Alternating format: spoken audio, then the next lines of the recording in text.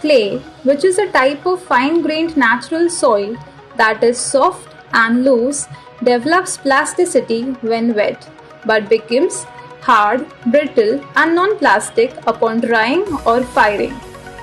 Because of its characteristics, clay is the preferred material to create interesting articles.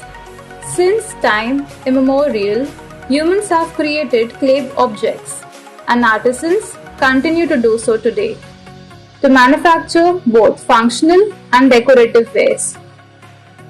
Making articles from clay for home decor and gifting is a popular hobby. With proper understanding of the process to create clay articles and giving it an artistic look, you can make handmade personalized products for yourself, for gifting your near and dear ones, or simply for selling them online or offline. Once you master the art of making these articles, you are set on the path of selling them and running your own business. We have designed this thorough course for artists who are passionate about learning to make clay articles. During this Penkraft Clay Art Course, we shall use modeling clay. It is preferred by artists due to their malleable properties.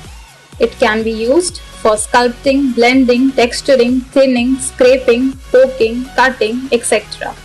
Air dry clay, a type of modeling clay, is a versatile product that can be used in many craft projects without heating.